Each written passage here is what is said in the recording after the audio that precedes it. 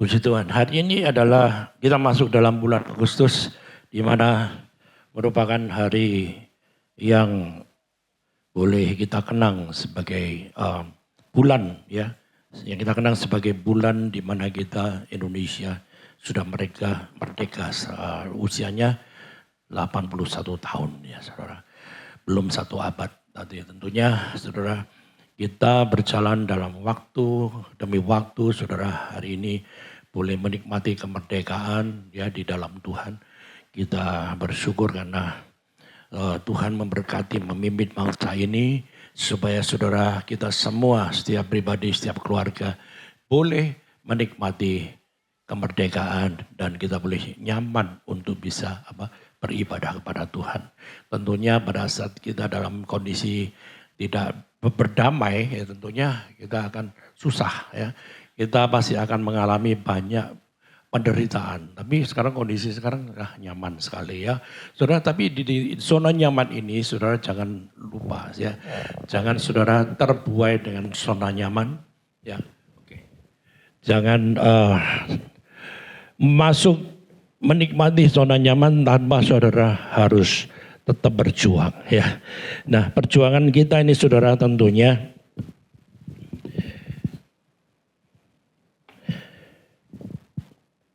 yang kita kerjakan ada perjuangan yang tidak pernah berhenti ya dalam kehidupan kita.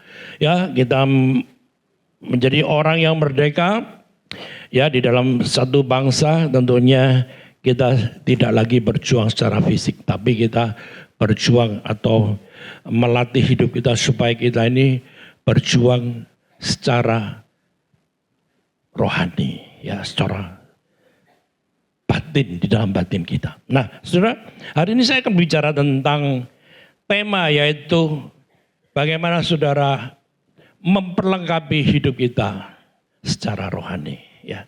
Jadi bulan Agustus adalah tema perjuangan. Jadi kita memperlengkapi hidup kita secara rohani, bukan cuma jasmani saja saudara. Mari kita perhatikan. Saudara, filosofi daripada negara Tiongkok atau negara Cina itu mengajarkan bahwa pemimpin yang terbaik adalah seorang pemimpin yang mampu untuk menciptakan perdamaian sehingga peperangan itu tidak perlu terjadi.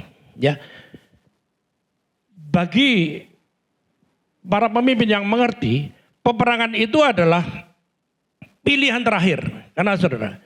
Karena peperangan itu akan selalu membawa penderitaan, kesusahan.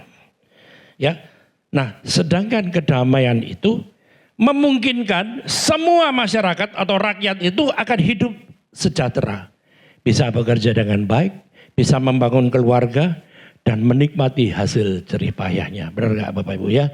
Saudara suka perang apa suka damai? Ya, ya kalau suka perang berarti suka konflik.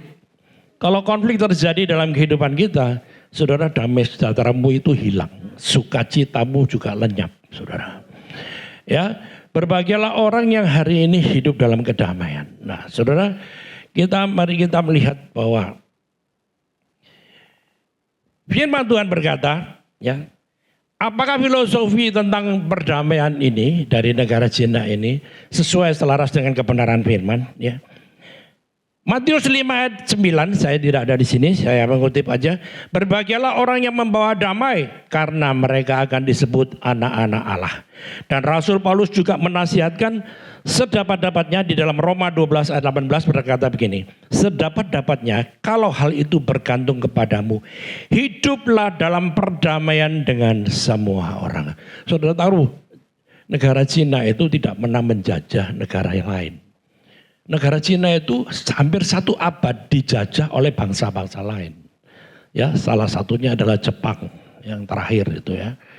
Dan juga ada negara bangsa-bangsa lain. Nah, dalam satu abad itu sudah penuh dengan penderitaan masyarakatnya. Nah, filosofi ini sangat saya jadi berpikir begini. Orang yang nggak suka perang pasti hidupnya diberkati, bukan? Ya. Coba bayangkan. Negara Cina dalam kurun waktu 50 tahun sudah bisa membangun hal-hal yang spektakuler. Ya. Semua produk-produk yang saudara pakai di rumah maupun yang melekat di badan saudara itu adalah buatan dari sana, saudara. Memberkati banyak orang, masyarakat seluruh dunia. Hampir seluruh ekonomi itu dikuasai oleh negara Cina dan memproduksi bahan-bahan dan juga produk-produk yang mutakhir yang sampai sekarang saudara bisa nikmati. Kira-kira apa yang tidak dibuat dari negara Cina, saudara? Handphone saudara, kacamatamu, ya, bajumu, kain-kain semuanya, saudara. Pakaian kita, peralatan rumah tangga, peralatan elektronik kebanyakan dibuat dari sana, saudara. Negara yang tidak suka perang itu pasti akan apa, saudara? Diberkati, membawa damai dan menciptakan banyak hal yang membuat orang itu bisa menikmati semua ciptaan Tuhan, ya. Nah, saudara, saya akan membawa saudara di dalam bagaimana kita memperlengkapi hidup kita, ya. Nah, kita baca dalam Efesus 6 ayat 10 dan sampai 12. Saudara, kalau kita mau berjuang atau berperang, tentunya kita harus mengenali apa, saudara? Musuh, ya. Kenalilah musuhmu, saudara. Efesus 6 ayat 10 ayat 12, akhirnya hendaklah kamu kuat di dalam Tuhan, di dalam kekuatan kuasanya. Kenakanlah seluruh perlengkapan senjata Allah supaya kamu dapat bertahan melawan tipu muslihat iblis. Karena perjuangan kita bukanlah melawan darah dan daging, tetapi melawan pemerintah-pemerintah, melawan penguasa-penguasa, melawan penghulu-penghulu dunia yang gelap ini, melawan roh-roh jahat di udara. Saudara, kalau kita mau berperang, pasti kita juga akan mengenali siapa lawan kita. Ya, saudara. Nah, musuh kita ini bukan musuh secara daging, secara darah dan daging, tapi kuasa kegelapan, saudara. Nah, Alkitab mengajarkan kepada kita tentang Efesus 6 ayat 10 sampai 17 ini adalah memaparkan tentang ajakan dan nasihat Paulus untuk apa? Yang pertama, saudara, untuk kita mengenakan perlengkapan senjata Allah untuk melawan kejahatan, saudara. Kejahatan di dunia di sekitar kita ini terlalu banyak, saudara, yang kita tonton, yang saudara bisa melihatnya melalui media sosial. Sangat jahat, saudara, ya, sangat kejam, menindas orang, saudara, merugikan banyak orang, saudara. Karena apa, saudara? Hati manusia dikuasai dengan kejahatan, saudara. Ya, nah, ajakan Paulus atau nasihat Paulus adalah bagaimana, saudara, kita memperlengkapi hidup kita dengan senjata Allah sebagai perlindungan rohani melawan kuasa kegelapan, saudara. Kita mengenali musuh kita. Ya. Peperangan rohani itu sungguh nyata. Nah, konflik yang terjadi itu di dalam hidup kita, saudara, pikiran kita. Ya, medan pertempuran itu ada dalam pikiran kita. Kita ini mau berbuat sesuatu atau memutuskan segala sesuatu tentunya berdasarkan apa, saudara? Berdasarkan keputusan kita, niat kita, itikat kita, saudara. Kalau itikat kita, niat kita ini buruk, memang ingin mencelakai orang, tentunya pasti tindakannya akan jadi kenyataan. Dan banyak orang dirugikan, saudara.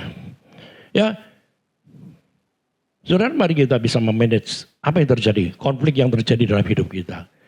Ada banyak konflik, saudara. Konflik rumah tangga, konflik dalam hidup kita sendiri secara pribadi. Ya, bagaimana, saudara, kita bisa menang atas konflik, bisa memanage dengan baik supaya hidup kita ini bisa tetap kuat dan bertahan di dalam kehidupan ini, ya, saudara. Ya, di dalam dunia ini sudah terlalu banyak konflik yang diciptakan oleh banyak manusia. Konflik-konflik yang timbul ini, ya. Nah, saudara, kalau kita sadar bahwa hidup kita ini juga dipengaruhi oleh apa, saudara? Dipengaruhi oleh eksternal.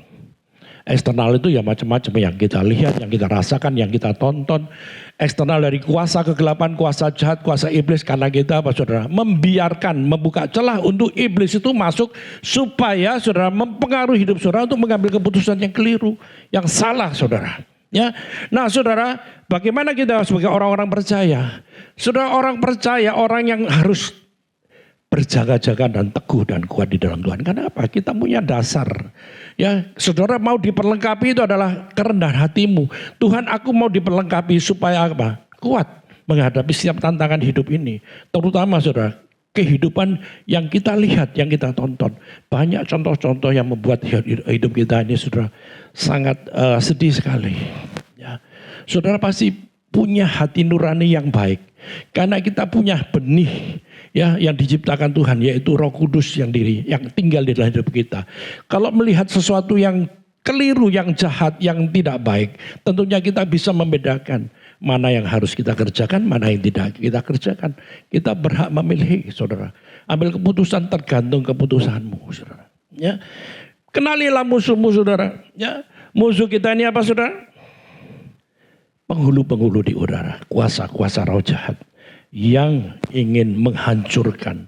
Ya, Yesus datang memberi terang, memberi kehidupan, tapi kuasa roh jahat itu sebagai pencuri, datang sebagai pencuri, menghancurkan, membinasakan, membunuh saudara, yang membuat saudara menderita. Ya, nah saudara, mari kita baca di dalam 1 Petrus 5 ayat 8 sampai 9. Sadarlah dan berjaga-jagalah lawanmu si iblis. Perhatikan ini. Lawanmu itu adalah iblis, saudara. Berjalan keliling sama seperti singa yang mengaum-ngaum dan mencari orang yang dapat ditelannya. Mencari siapa? Orang yang dapat dipengaruhi dan ditelannya. Lawan kita ini adalah iblis, roh-roh jahat yang ada di sekitar kita, yang mempengaruhi hidupmu supaya saudara bisa melakukan hal-hal yang jahat. Nah, lawanlah dia dengan iman yang teguh, sebab kamu tahu bahwa semua saudaramu di seluruh dunia menanggung penderitaan yang sama. Siapa yang menanggung penderitaan yang sama? Semua orang di dunia ini menanggung penderitaan yang sama. Kenapa, saudara? Lawan kita ini perang dengan kuasa kegelapan.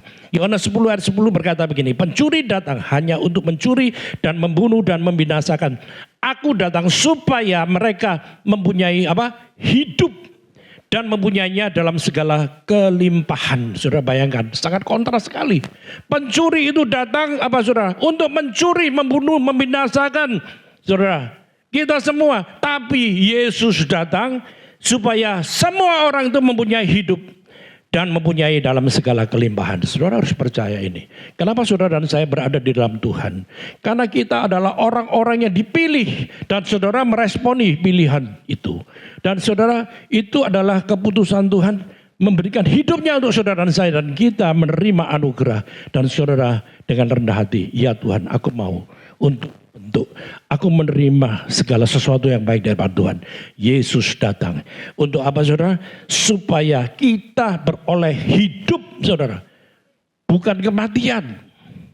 Ya, kalau saudara sebagai orang-orang percaya yang memang mengerti bahwa tujuan hidup kita ini adalah kita ini beroleh supaya kehidupan kita berlangsung terus menerus. Ya, nggak ada orang suka itu dengan kematian. Kematian itu penderitaan, saudara. Kematian itu kesedihan, kesusahan, pergumulan yang dimana saudara kita alami, ya, memberikan kehidupan daripada kita semua, saudara, ya, dan mempunyai dalam segala kelimpahan, ya. Kita bersyukur karena apa, saudara? Karena ini adalah janji firman Tuhan untuk kita semua, ya. Nah, saudara harus siap untuk diperlengkapi. Kenapa kita harus diperlengkapi oleh Tuhan? Ya. Sebagai orang-orang percaya tentunya kita harus paham, mengerti. Ya, kita sebagai orang-orang yang harus diperlengkapi karena kita ini, saudara, nggak punya senjata, ya, nggak punya peralatan untuk bagaimana kita ini bisa memerangi, ya, di dalam kondisi yang dunia yang mungkin saudara anggap karena aman, ya. Saudara tentunya di sini aman, tapi di tempat lain saudara tentunya pasti kita akan melihat pergumulan yang luar biasa. Saudara kemarin dilihat, saudara, hampir 50.000 orang migrasi dari Maroko ke Spanyol. Saudara bayangkan itu, bukankah itu satu chaos, ya. Satu pergumulan yang luar biasa bagi satu negara yang damai, kemudian karena kondisi negara yang susah akhirnya mereka melarikan diri, saudara. Ya, melarikan diri untuk mencari ke tempat yang lebih baik menurut mereka. Ya, saudara, Memang dibandingkan dengan kita di sini kita masih lebih aman ya, lebih terjamin hidup kita karena masih ada keamanan. Saudara harus berdoa untuk bangsa dan negara kita ya, karena kita nggak tahu apa yang terjadi ya saudara, karena banyak hal yang terjadi dalam negara kita saudara, karena keserakan manusia, karena saudara motivasi manusia yang keliru, ada banyak orang yang menyimpang hidupnya, menyeleweng saudara, akhirnya membuat penderitaan. Ya banyak manusia yang serakah, akhirnya saudara merugikan banyak orang, rakyat kita, masyarakat kita. Berdoalah untuk pemimpin-pemimpin bangsa kita saudara ya. Nah di dalam lingkup yang lebih kecil, yaitu dalam komunitas keluarga, tentunya di sini saya tidak melihat sesuatu yang sangat ekstrim, yaitu konflik yang berkepanjangan lalu kemudian tidak pernah selesai. Tentunya saudara dilatih bersama-sama dengan setiap pribadi kita ini untuk bagaimana menghandle atau memanage konflik yang terjadi dalam kehidupan rumah tangga. Ada banyak konflik, pasti ada ya. Ketidakcocokan antara suami istri bisa terjadi. Orang saya sama istri saya aja saya memang gak cocok saudara ya. Sama bilang saya menikah itu karena cocok. Enggak saudara ya. Saya menikah dengan istri saya karena saya berbeda. Kalau saya cocok itu berarti apa saudara kan? Ya, orang punya filosofi adalah cocok ya saat berpasangan. Enggak, saudara suami istri tentunya pasti tidak cocok. Kenapa saudara menikah? Ya karena tidak cocokan. Karena saudara mau meresponi ya bagaimana saudara itu bersinergi. Setiap orang itu punya kelebihan dan kelemahan. Ya kelebihan saya menutup pasangan hidup saya. Ya kelemahan saya ditutup oleh kelebihan daripada pasangan saya. Itu artinya suami istri itu bersinergi. Ya, jadi kalau berkata saya cocok dengan itu enggak ada cocok saudara. Ya pasti enggak cocok saudara. Ya akhirnya apa? Ketidakcocokannya kan ketika kita tidak bisa memanage dengan baik, terjadi konflik. Maka apa saudara? Akibatnya apa? Ego kita terlalu besar ya. Bagaimana kita harus memutuskan bahwa saya paling benar. Ya kalau itu susah ya. Jadi harus saudara merendahkan hati. Harus siap untuk mengalah. Ini perjuangan di dalam hidup kita. Ya, untuk tidak menciptakan konflik yang lebih besar dan lebih lebar, tentunya saudara harus berinisiatif untuk responding. Kalau respondingmu buruk saudara, akan terus saudara menikmati konflik itu. Dan hidup saudara tidak akan sejahtera. Dan berkatmu akan tertutup. Benar gak Bapak Ibu sekalian? Berkat dalam rumah tangga itu, kalau hidup rumah tangga itu akur, harmonis saudara. Kalau ribut aja saudara, apa yang terjadi? Ya berkatmu juga berhenti saudara. Ya, jadi paling susah itu berjuang untuk saudara? Untuk menciptakan keharmonisan dalam keluarga, dalam komunitas, dalam hubungan antar pelayan, antar pekerjaan Tuhan, antar komunitas kita di dalam pekerjaan saudara. Paling susah. Ya, kenapa manusia itu cenderung mengasihi dirinya sendiri, ya, mengasihi dirinya sendiri akhirnya egoisnya terlalu besar sehingga memaksakan kehendak saudara. Saudara kita ini orang-orang yang diciptakan Tuhan, yang di dalam Tuhan itu tentunya pasti memiliki satu perbedaan saudara. Ya, yang Yesus ajarkan kepada kita bagaimana hidupnya datang ke dunia itu hidupnya selalu mendatangkan berkat. Dan saudara dan saya adalah DNA-nya Tuhan, di dalam lingkungan kita pun juga harus menciptakan damai sejahtera di sekitar kita. Untuk supaya berkat itu mengalir. Karena saudara ciptaan Tuhan yang mengerti kebenaran, yang Tuhan tunjukkan kepada kita, yang Tuhan ajarkan kepada kita untuk tidak menciptakan konflik. Setuju gak Bapak Ibu sekalian? Paling gampang tuh merusak saudara keutuhan, merusak kedamaian, paling mudah. Karena hati kita ini gelap, hati kita jahat, pikiran kita ini adalah pikiran yang dipenuhi dengan kejahatan. Ya, karena kita pikiran batin kita ini masih memakai manusia lama. Manusia lama kita belum di-upgrade untuk menjadi manusia baru, saudara. Ini yang terjadi dalam kehidupan di sekitar kita, yang tidak mengerti kebenaran, saudara. Nah, saudara dan saya, mari kita berpegang pada kebenaran firman Tuhan.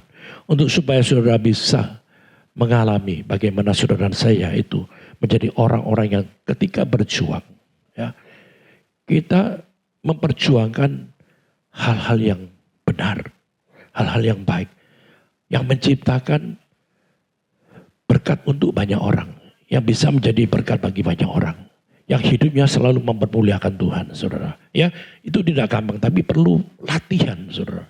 Nah, saudara, ada banyak hal yang buruk terjadi dalam hidup kita. Manusia lama kita masih ada, saudara. Kadang-kadang masih ada, saudara. Belum dibuang, belum ditanggalkan. Kita belum memakai manusia baru. Ya, belum sepenuhnya, saudara. Ya, nah, mari saudara kita melihat di dalam bagaimana Paulus itu mengajar kepada kita. Ya, Paulus itu menasihati kita ketika dia menulis di dalam kitab Efesus ini. Ya, kemungkinan itu ditulis pada saat dia di penjara, saudara, sekitar abad tahun 60 atau sampai 62 Masehi. Ya. Jadi Paulus ini disebut dengan utusan yang di penjara. Ya, kehidupan Paulus itu selalu dekat dengan apa? Dengan tentara-tentara Romawi pada zaman itu. Ya, itu tanah Yudea itu dikuasai atau dijajah oleh Romawi. Kenapa saudara? Paulus menulis tentang perlengkapan senjata Allah ini adalah gambaran daripada prajurit Romawi, saudara. Ya, nah. Paulus itu menegaskan bahwa musuh utama itu bukan manusia. Karena perjuangan kita ini bukan melawan darah dan daging, tapi melawan pemerintah-pemerintah. Dan melawan penguasa-penguasa. Melawan penghulu-penghulu dunia yang gelap. Dan melawan roh-roh jahat di dunia. Ya. Dan saudara, kata perjuangan itu menggambarkan pergumulan kita setiap hari. Ya. Artinya saudara, supaya orang percaya itu nggak boleh menjalani kehidupan rohani dengan lengah, saudara. Ya, nah kita lihat slide berikutnya.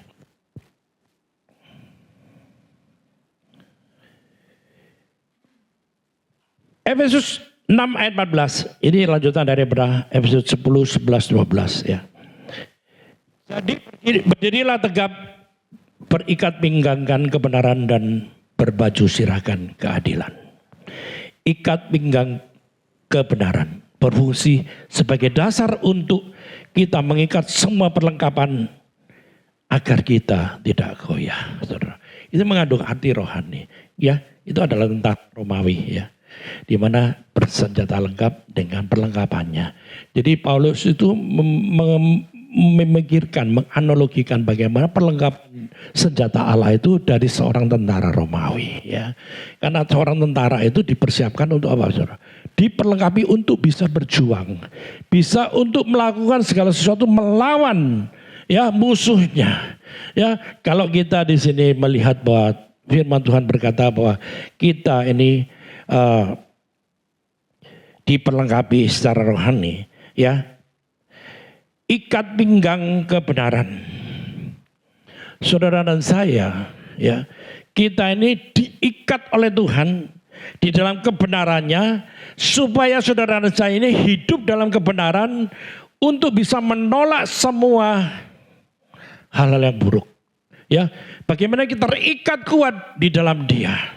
Ya, analoginya adalah ikat pinggang kebenaran. Saudara hidup tinggal di dalam kebenaran Tuhan. Karena ini adalah dasar yang paling utama. Kalau saudara tidak hidup benar, tentunya saudara kita akan hidup yang keliru. Hidup jahat, saudara. Ya, lawan kata dari benar adalah salah. Ya, jadi hidup dalam kebenaran atau hidup dalam kesalahan tergantung bagaimana saudara memperlengkapi hidupmu. Kalau kita, ya, berjuang di dalam dunia ini, kenapa saudara Tuhan mengajarkan kita supaya kita hidup dalam kebenaran? Karena itu yang Tuhan mau, ya saudara.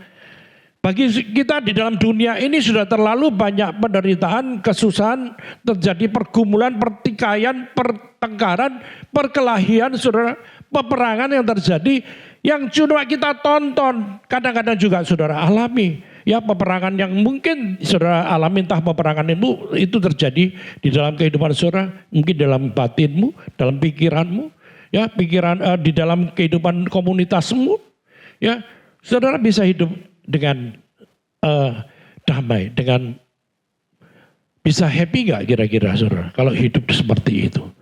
Ya, saudara bisa menyaksikan ya bagaimana kehidupan kalau saudara itu selalu konflik saja dengan orang. Ya, di sini saya tidak melihat orang yang maksudnya begini, dengan sengaja untuk menciptakan konflik di tengah-tengah lingkungannya. Ya, saudara kita orang-orang yang mengerti bagaimana supaya kita berdamai. Ya, ini tidak gampang saudara. Ya, dimulailah dari keluarga dulu. Ya, untuk bisa menciptakan, mempertahankan kedamaian dalam keluarga. Ya, dimulai dari diri kita sendiri dulu saudara. Hidup dalam kebenaran. Ikat hidup kita dengan kebenaran saudara. Jangan lepas. Jangan ucul saudara. Ya, karena kita butuh saudara. Untuk kita hidup benar karena Tuhan mengajar kita. Karena dunia ini sudah banyak salah. Dunia ini banyak kejahatan. Sekitar kita ini saudara. Banyak kekeliruan, penyelewengan yang terjadi. Ya, sehingga menimbulkan penderitaan dan penderitaan. Yang kedua adalah kita berbaju sirah keadilan. Jadi berdirilah tegap, berikat pinggangkan kebenaran dan berbaju sirah keadilan.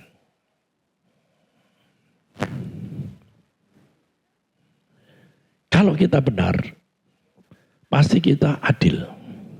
Tuhan itu benar, maka dia adil. Orang yang menabur kejahatan pasti akan menuai. Ya. Orang yang menabur kebaikan pasti juga menuai. Apa yang kau tabur? Tuhan itu adil. Jadi kita harus punya prinsip ya, hidup dalam kebenaran dan kita memutuskan untuk apa? Adil. Kadang-kadang kita nggak adil kan? Ya, terlalu egois kita. Yang penting aku menang, kamu kalah. Memaksakan kehendak. Yang penting aku happy, kamu menderita susah, biarin. Apakah itu filosofi saudara hari ini? Jangan saudara. Ya, kalau adil itu adalah berlakulah adil. Jangan memihak. Jangan memihak yang saudara suka. Enggak saudara. Kita ini memutuskan bisa salah saudara. Keadilan menurut manusia itu bisa asumtif. Menurut kita adil tapi belum tentu adil menurut kebenaran. Saudara mau berlaku adil, saudara harus minta hikmat daripada Tuhan. Tuhan bila menjadi doa kita, biarlah hatimu Tuhan ada dalam hidupku, supaya aku hidup selalu benar dan supaya hidupku selalu adil. Ya, jadi saudara kadang-kadang ini bisa lupa diri. Kenapa saudara? Karena ini terlalu mengikuti perasaan di hati kita. Perasaan kita ini bersifat asumsi. Menurut kita adil, ternyata enggak adil saudara. Ya, contohnya ya banyak dalam kehidupan kita. Ya, nah dalam kehidupan rumah tangga ya saudara pasti saudara bisa merasakan sendiri ya. Kenapa orang-orang itu cuma bersifat menerima sesuatu perlakuan tapi sifatnya asumsi. Anak pertama, anak kedua itu selalu dibedakan. Apa begitu saudara? Mungkin ada ya di antara keluarga. Anak pertama selalu mungkin diprioritaskan, anak kedua di nomor dua kan seperti itu ya. Menurut orang tua ya mungkin dia memilih anak pertama karena punya alasan. Mungkin dia tidak memilih anak kedua untuk menjadi prioritas juga punya alasan. Saudara dan saya kita ya itu dalam skup yang kecil yang sehari-hari yang kita temukan ya. Jadi keadilan kita ini saudara benar-benar kita harus bisa minta hikmat Tuhan. Bagaimana murni dari hati Tuhan. Adil terhadap sesama kita ya saudara. Kepada orang-orang yang membutuhkan bagaimana saudara. Ya, banyak orang yang kelimpahan ada orang yang kesusahan ada saudara. Bagaimana hatimu di mana saudara? Ya, kalau hatimu sama seperti hatinya Tuhan, nanti hatinya pasti penuh dengan belas kasihan. Amin, saudara. Pasti penuh dengan belas kasihan. Nggak usah disuruh saudara pasti akan turun tangan untuk bisa menolong. Ya, Bersyukurlah karena saudara dilatih Tuhan untuk bisa peduli dengan sesamamu. Saudara ya. Jadi jangan membeda-bedakan orang, ini benar sekali saudara, karena Tuhan Yesus tidak membedakan manusia. Ya, yang kaya diperhatikan, yang kekurangan disepelekan saudara, tidak seperti itu. Semua orang itu berharga biji mata Tuhan. Yang membedakan adalah status sosialnya. Tapi bagi kita orang-orang percaya, saudara harus berlaku adil. Jangan membedakan. Ya, semua orang sama di hadapan Tuhan. Bantulah orang yang susah, yang kekurangan, saudara. Ya, saudara, kalau saudara melakukan menabur hal yang baik, tentunya saudara akan menuai. Ya, saudara banyak memberi, pasti saudara akan menuai lebih banyak. Amin, saudara. Terlebih bekat untuk adalah orang-orang yang memberkati, yang ya daripada yang diberkati. Saudara mau diberkati? Banyak memberi, ya banyak menolong orang lain, amin. Ya, kasut kerelaan memberitakan Injil damai sejahtera, ya siap memberitakan Injil dan berdiri teguh untuk apa saudara, menyalurkan berita baik, kabar baik kepada banyak orang. Kerela hati, ya. Saudara dan saya diperlengkapi untuk bisa apa? Melakukan hal-hal yang baik. Memberitakan sesuatu yang bisa memberkati orang lain, menolong orang lain, mengarahkan, membimbing orang lain. Setuju gak saudara? Banyak keluarga-keluarga di tengah kita ini salah jalan. Tentunya tugas dan tanggung jawab saudara sebagai orang percaya adalah menuntut mereka. Mendoakan mereka, saudara. Ya, saya tiap hari mendoakan jemaat Tuhan. Ya, di tempat ini supaya apa? Kuat. Tidak gampang lemah, supaya tetap teguh berdiri di dalam kebenaran Tuhan. Selalu hidupnya diberkati oleh Tuhan, bertumbuh, berakar, dan berbuah. Itu doa saya setiap hari. Pada jemaat Tuhan, keluarga saya, dan seluruh orang-orang yang dekat dengan saya berdoa untuk mereka setiap hari. Saudara, ini menjadi pergumulan. Kenapa saudara? Tanpa kita berdoa. Kalau saudara dan saya berdoa kepada Tuhan, ya, itu adalah tanggung jawab kita. Minta karena kita gak mampu, saudara. Kalau saudara mampu, saudara bisa melakukan sendiri. Karena kita gak mampu, maka kita minta kemurahan Tuhan untuk bisa menolong, memberkati. Saudara, minta kemurahan Tuhan. Dan inilah doa yang berkuasa. Karena saudara dan saya orang-orang percaya memiliki iman kepada Tuhan. Berdoalah untuk saudaramu yang lain. Ya, beritakan kebenaran untuk yang lain. Beritakan Injil untuk orang-orang sekitarmu yang belum mengenal, saudara. Ya, karena kita tidak eksklusif, karena kita hanya menerima orang-orang yang benar saja. Enggak, saudara. Gereja itu tempat orang-orang untuk diperbaiki, untuk dipulihkan, saudara. Kita harus menjangkau banyak orang di sekitar kita. Ya, bukan untuk diri kita saja, saudara. Kita sudah terlalu nyaman. Nah, kenyamanan kita ini di dunia ini akhirnya kita membuat kita jadi terlena, jadi lengah, saudara. Tidak peduli akan yang lain. Saudara, merela hati untuk bisa melayani, memberitakan kebenaran, saudara. Ini adalah yang dikehendaki Tuhan. Yesus datang ke dunia itu rela, saudara. Saudara dan saya harus niru loh. Tiru apa yang Yesuslah kerjakan. Dia datang ke dunia yang gelap ini di tempat yang mulia. Rela untuk menderita untuk saudara dan saya. Saudara rela gak untuk melayani Tuhan? Saudara harus punya hal yang sama seperti yang Tuhan lakukan. Aku rela Tuhan melayani. Bukan karena terpaksa, bukan karena terbeban. Karena saya dikasih beban Pak Gembala. Nah, enggak saudara. Ya kita ini punya pergumulan masing-masing. Tentunya saudara dilatih untuk apa saudara? Punya kerelaan hati untuk melayani. Tidak gampang saudara. Ya mintalah pada Tuhan. Tuhan karena engkau sudah rela melayani aku mau juga melayani sesama. Dan melayani Tuhan. Menjadi satu keputusan hidup saudara.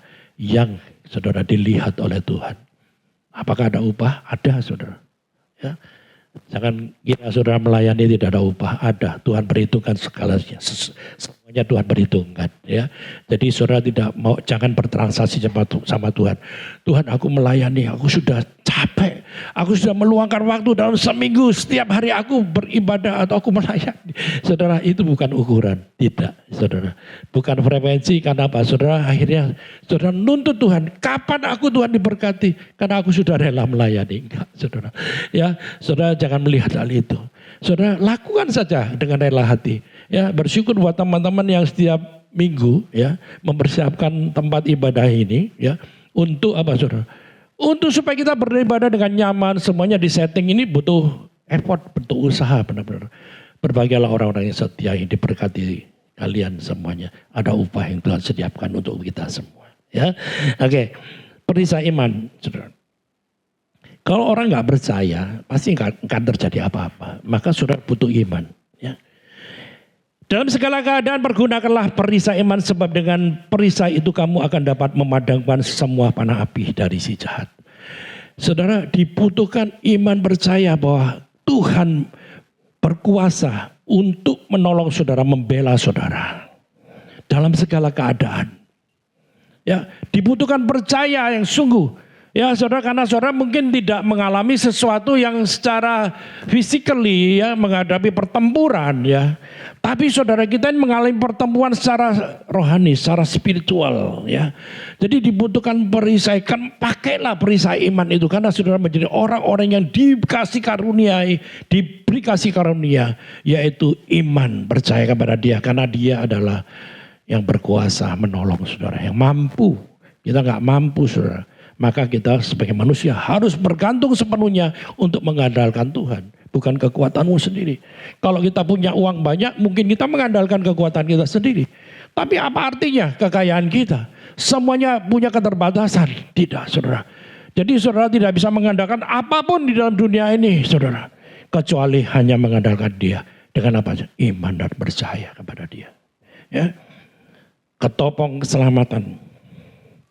Kenapa dianalogikan dengan sebagai ketopong keselamatan? Supaya melindungi pikiranmu ya. Bahwa kita diselamatkan itu adalah satu kepastian. Melindungi pikiran kita supaya apa? Kita enggak goyah. Melindungi pikiran kita apa? Supaya kita tetap punya pengharapan. Bahwa kita diselamatkan oleh Tuhan. Karena itu goalnya Tuhan datang ke dunia untuk menyelamatkan manusia. Saudara dan saya tentunya pasti punya satu kerinduan yang sama. Ya supaya semua orang yang di dunia ini selamat. Artinya saudara peduli dengan lingkunganmu. Bukan dirimu sendiri, bukan keluargamu. Peduli dengan semua orang. Supaya semua orang beroleh kasih karunia keselamatan. Dan saudara dan saya dipakai Tuhan menjadi alatnya Tuhan. Untuk perang saudara, ya, untuk diperlengkapi di dalam dunia ini. Ya, pakai ketopong keselamatan. Saya tidak akan menjelaskan lebih jauh lagi, tapi saya akan menerangkan bagaimana saudara melakukannya, memberikan contoh. Ya, keselamatan itu Tuhan berikan cuma-cuma. Saudara kita menerima keselamatan dari Tuhan itu cuma-cuma saudara. Ya. Pasti kita sebagai orang tua mendoakan anak-anak kita selamat, sehat, ya pekerjaannya baik, semuanya lancar. Itu normal saudara ya. Nggak mana ada orang tua yang mendoakan keburukan terhadap keluarganya. Nggak ada saudara. Kecuali orang yang tidak waras ya. Jadi saudara berikutnya adalah bagaimana kita dalam segala keadaan pergunakanlah perisai iman, sebab dengan perisai itu kamu akan dapat memadamkan semua panah dari si jahat. Next berikutnya ayat 17. Dan terimalah ketopong keselamatan dan pedang roh yaitu firman Allah. Next berikutnya adalah pedang roh yaitu firman Allah. Satu-satunya senjata untuk apa saudara? Menyerang. Karena ini amunisi saudara, firman Allah. Firman Tuhan. Kadang-kadang kita menyepelekan firman Tuhan.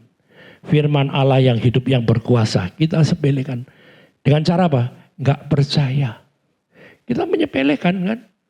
Enggak percaya, enggak yakin bahwa firman Tuhan yang tertulis ini berkuasa. Saudara dan saya terlalu menyepelekan sehingga saudara tidak lagi percaya. Sehingga saudara ketika berperang, saudara tidak punya amunisi. Dan saudara seringkali kalah.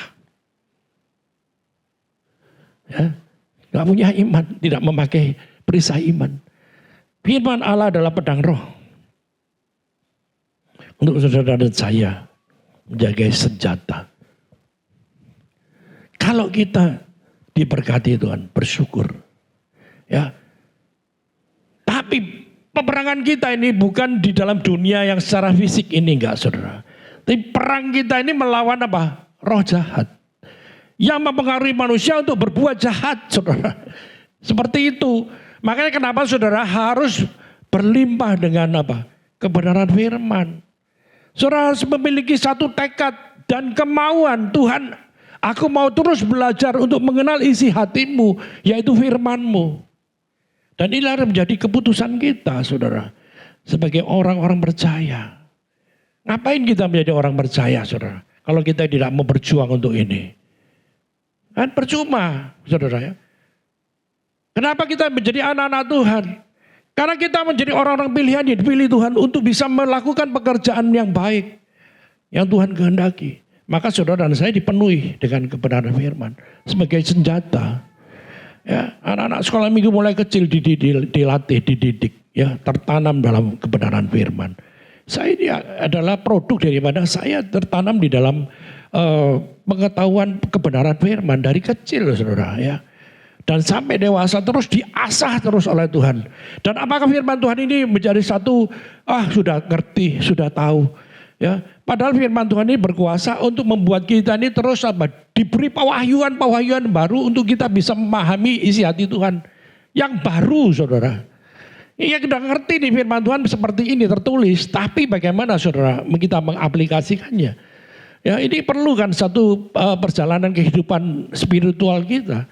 Supaya kita ini bisa terus bertahan dalam dunia yang kacau, yang gelap ini. Yang berantakan, yang rusak. Yang semakin hari akan semakin hancur saudara. Ya, saudara jangan membayangkan bahwa dunia ini semakin bertambah baik. Enggak saudara. Ya kita harus dipersiapkan sebagai orang-orang yang percaya. Yang harus siap menghadapi semua keadaan yang ada yang timbul nanti dia. Di dalam dunia ini. Ya kita nggak tahu apa yang terjadi. Kan? Ya. Kita pasti akan mengalami situasi-situasi yang sulit. Mungkin belum sekarang. Tapi nanti saudara satu saat. Kalau saudara tidak kuat. Dan saudara bisa bertahan. Karena saudara apa? Lemah. Karena kita apa? Tidak mau diperlengkapi. Karena kita tidak bersandar lagi. Tidak mengandalkan kepada firman Tuhan. Akhirnya saudara mengandalkan dengan kekuatanmu sendiri. Saudara stres. Depresi. Gelisah.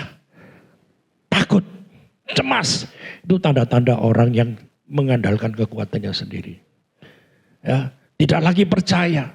Aku percaya firman Tuhan ini kekuatan bagi kita semua.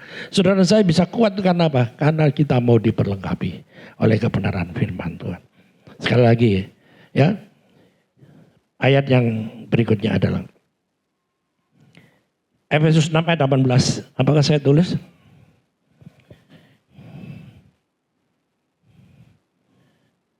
Apa langsung berkesimpulan? Ambilkan Efesus 6 ayat 18. Apakah saya sudah bikin ya itu? Efesus 6 ayat yang 18.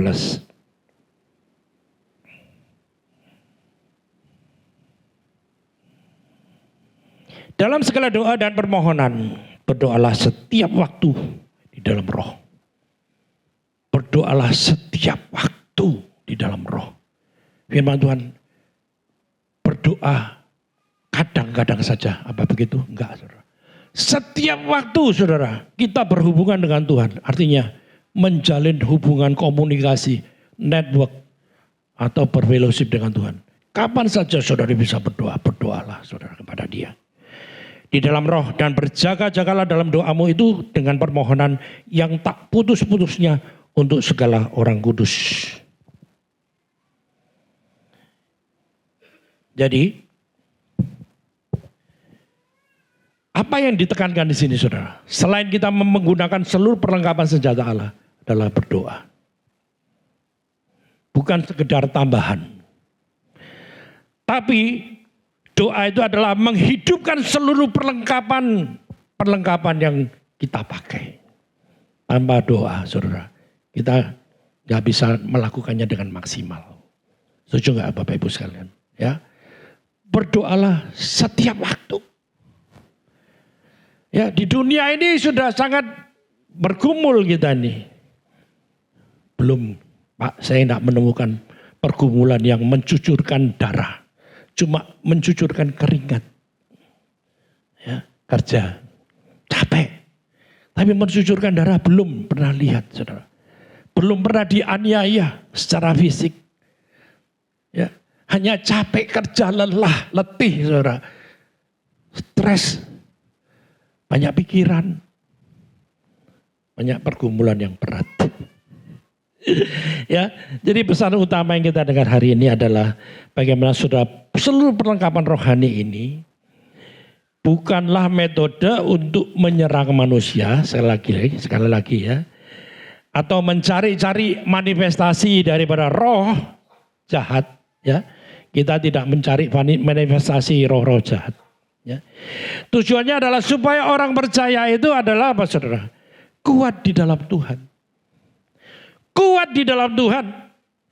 Mengenali bujukan tipu muslihat iblis. Tetap berdiri teguh ketika saudara diserang. Hidup dalam kebenaran, iman, kekudusan dan firman. Serta berdoa untuk berjaga-jaga setiap waktu. Saudara. Ya. Kesimpulan yang terakhir. Peperangan rohani adalah nyata, saudara. Setiap orang yang percaya tidak menghadapinya dengan kekuatan sendiri. Tapi Tuhan menyediakan perlengkapan yang lengkap. Sehingga saudara sebagai gereja Tuhan dapat berdiri teguh dan hidup dalam kemenangan yang Tuhan Yesus berikan kepada kita. Ya. Jadi saudara harus siap sebagai orang-orang percaya. Mau diperlengkapi Tuhan. Mau. Ya saudara. Harus diperlengkapi sebagai orang-orang percaya. Kalau saudara tidak mau diperlengkapi, saudara tidak punya persediaan senjata, amunisi untuk berperang. Saudara akan lemah, lunglai, gampang jatuh, gampang mudah untuk diperdaya. Ya, tidak kuat, tidak teguh lagi, gampang berputus asa dalam penderitaan. Kenapa? Kita nggak mau diperlengkapi. Merasa diri kuat, nggak kuat saudara. Merasa diri mampu, belum tentu. Saudara dan saya adalah orang-orang yang harus mau terus diperlengkapi. Tuhan, aku mau apa yang kau ajarkan kepada diriku untuk aku mau lakukan. Aku mau diperlengkapi terus dengan satu kerinduan hati yang paling dalam. Dan Tuhan membaca hatimu menjadi orang-orang yang terus mau berjalan bersama dengan Dia di dalam kegelapan dunia ini. Karena goal kita bukan dunia kan. Goal kita ini dalam kekekalan loh saudara. Kalau goal saudara di dunia ini ya yang kita lakukan sehari-hari. Bekerja, bertahan hidup. Itu goal kita di dunia. Tapi saudara harus punya goal yang lebih daripada secara jasmani. Goal kita adalah bagaimana saudara berkumpul berdiam bersama-sama dengan Tuhan di dalam kerajaannya. Ya saudara kira perjalanan hidup kita ini panjang. Ya saudara, nggak panjang. Menurut saudara panjang. Ya bisa ada yang 100 tahun. Itu 100 tahun itu cuma sehari saudara. Ya mungkin belum sehari. Ya teman-teman kita yang sudah mendahului kita itu adalah orang-orang yang sudah mengalami pergumulan hidup.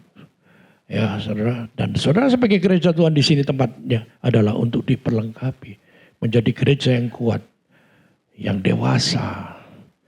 Ya, yang memperlengkapi dirinya dengan senjata rohani. Untuk diperlengkapi. Menjadi orang-orang yang kuat bertahan dalam kehidupan ini. Saudara, untuk mengambil keputusan yang benar, saudara. Kita bersyukur hari ini kalau Tuhan mengajar kepada kita semua. Mari kita aplikasikan dalam kehidupan sehari-hari. Apa yang perlu kita kerjakan ya dalam dunia ini. Ya bersyukurlah kenapa kita diingatkan Tuhan sebagai gereja Tuhan untuk diperlengkapi. Untuk kita mau dipakai Tuhan. Menjadi alatnya Tuhan. Ya bersyukur saudara. Saya berdoa pada semua saudara untuk mau siap hatinya. Untuk dengan hati yang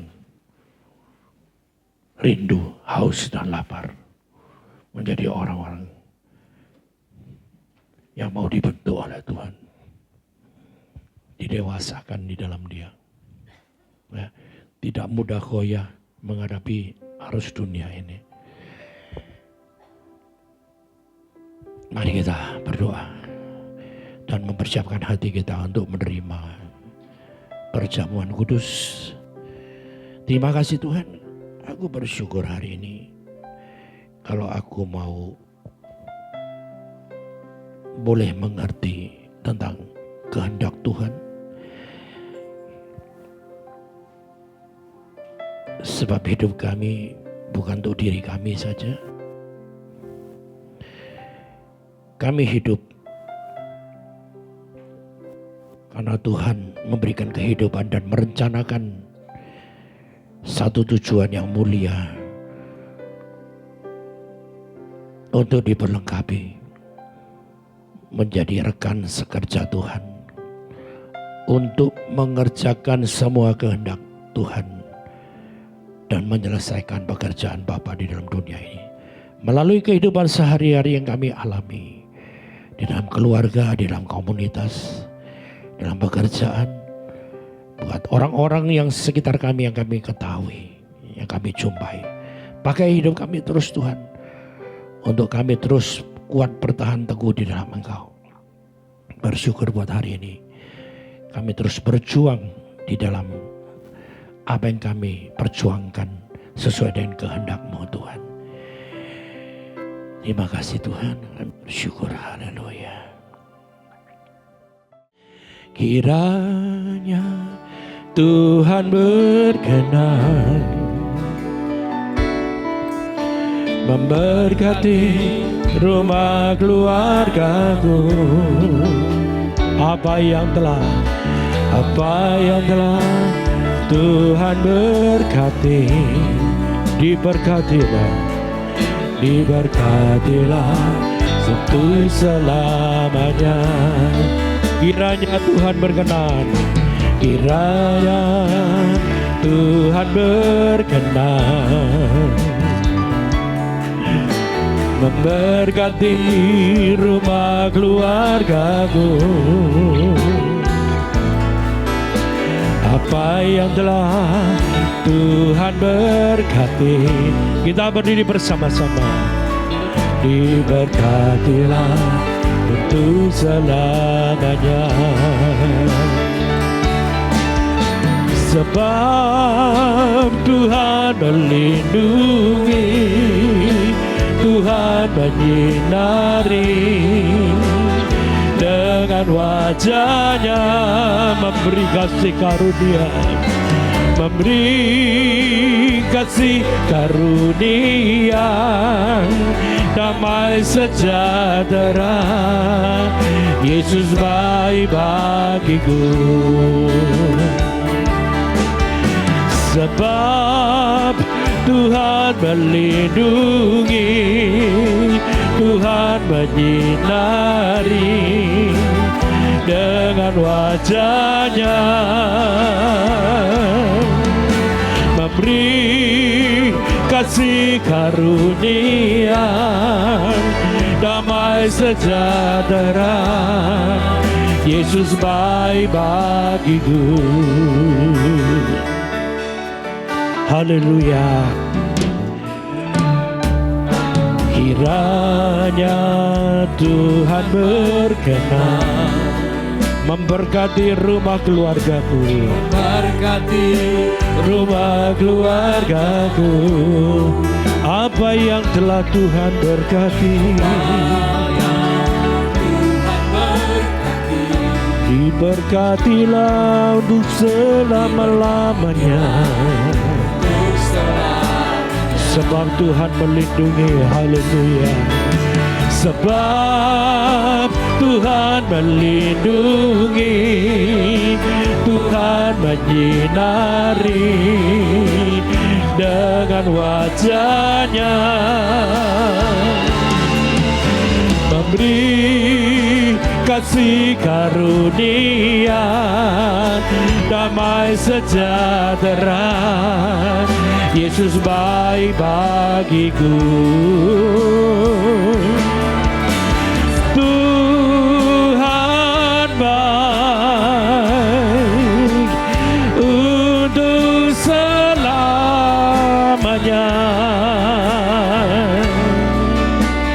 Berkatnya berlimpah seumur hidupku. Tuhan baik, Tuhan baik untuk selamanya. Berkatnya berlimpah, berkatnya berlimpah seumur hidupku. Tuhan baik, haleluya. Tuhan baik untuk selamanya. Berkatnya berlimpah seumur hidupku, seumur hidupku. Amin, haleluya.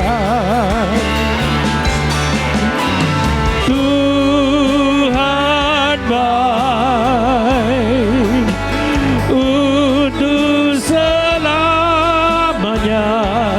Berkatnya berlimpah, berkatnya berlimpah seumur hidupku. Sebab Tuhan melindungi, Tuhan menyinari dengan wajahnya, memberi kasih karunia, memberi kasih karunia, damai sejahtera. Yesus baik bagiku. Sebab Tuhan melindungi, Tuhan menyinari dengan wajahnya, memberi kasih karunia, kasih karunia, damai sejahtera. Yesus baik bagiku, memberi damai sejahtera, damai sejahtera. Yesus baik bagiku, memberi damai sejahtera, damai sejahtera. Yesus baik bagiku. Bapa kami dalam surga, dalam nama Tuhan Yesus, terima kasih buat kemurahan, anugerah, kebaikan Tuhan yang kami alami, terus mengawal kami, tercurah dalam kehidupan kami setiap pribadi, dalam setiap perjalanan hidup kami. Tuhan memberkati engkau dan melindungi engkau. Tuhan menyinari engkau dengan wajahnya, memberi engkau kasih karunia. Tuhan menghadapkan wajahnya kepadamu dan memberi engkau damai sejahtera. Diberkati engkau di kota, diberkati engkau di ladang, diberkati buah kandunganmu, hasil bumi, hasil ternakmu, diberkati bakulmu dan tempat adonanmu, diberkati engkau pada waktu masuk dan diberkati engkau pada waktu keluar. Tuhan memerintahkan berkat atasmu dalam lembumu dan dalam segala usahamu. Tuhan memberkati engkau di negeri yang diberikan kepadamu oleh Tuhan. Dan Tuhan juga menetapkan engkau menjadi umatnya yang kudus seperti yang dijanjikannya dengan sumpah kepadamu, jika engkau berpegang pada perintah Tuhan dan hidup menurut jalan yang ditunjukkannya. Maka semua berkat-berkat ini akan datang mengalir kepadamu dan menjadi bagianmu jika engkau mendengarkan suara Tuhan dan melakukan kehendak Bapa dengan setia. Seluruh jemaat Tuhan kita mengangkatkan bersama-sama, kita pulang dengan membawa berkat, yaitu damai sejahtera, dari Bapa Surgawi, kasih setia, kebaikan, kemurahan, dan anugerah dari Tuhan Yesus di dalam pimpinan Roh Kudus yang menuntun langkah hidup kita mulai sekarang sampai selama-lamanya. Di dalam nama Tuhan Yesus Kristus, semua yang percaya boleh berkata haleluya, amin. Tuhan Yesus memberkati saudara.